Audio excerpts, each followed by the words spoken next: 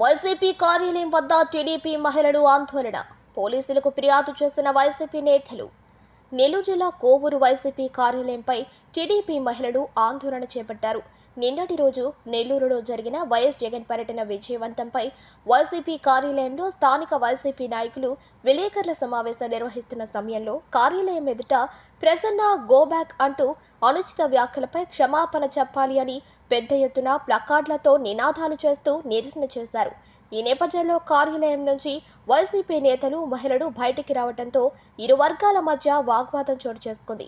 ఇరు వర్గాల మధ్య వాగ్వాదం ముదరటంతో ఇరు పార్టీల మహిళలు మధ్య ఘర్షణ చోటు చేసుకుంది. పోలీసులకు సమాచారం అందటంతో సంఘటనా స్థలానికి పోలీసులు చేరుకుని ఇరు వర్గాలను చెదరగొట్టారు.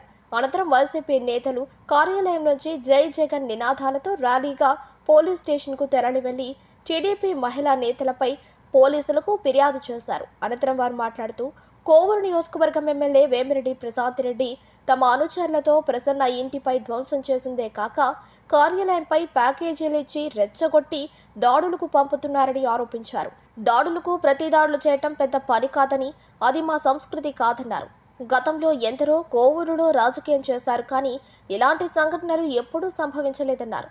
నేడు ఈమె కొత్త సంస్కృతికి తెరలేపి నియోజకవర్గాన్ని అప్రతిష్ట పాలు చేస్తున్నారని అన్నారు. తాము ప్రతిచర్య చేయాలనుకుంటే డబ్బులు ఇవ్వకుండా వచ్చే అభిమానులు ఎంతో మంది ఉన్నారన్నారు. దాడికి పాల్పడిన వారిపై కఠిన చర్యలు తీసుకోవాలని వారు డిమాండ్ చేశారు. ఈ కార్యక్రమంలో వైసీపీ నాయకులు, కార్యకర్తలు పాల్గొన్నారు.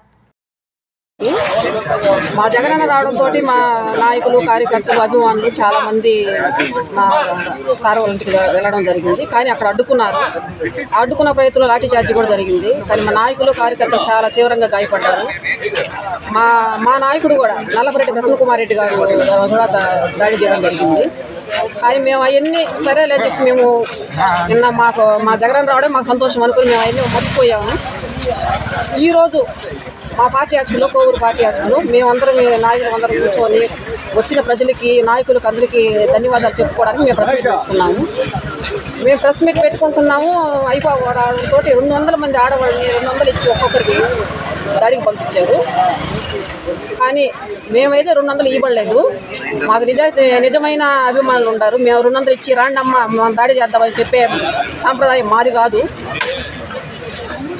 పోలీస్ స్టేషన్లో కంప్లైంట్ ఇచ్చాము. మేము ఇప్పుడు వచ్చి స్టేషన్ దగ్గరకు వచ్చి కంప్లైంట్ ఇవ్వడం జరిగింది.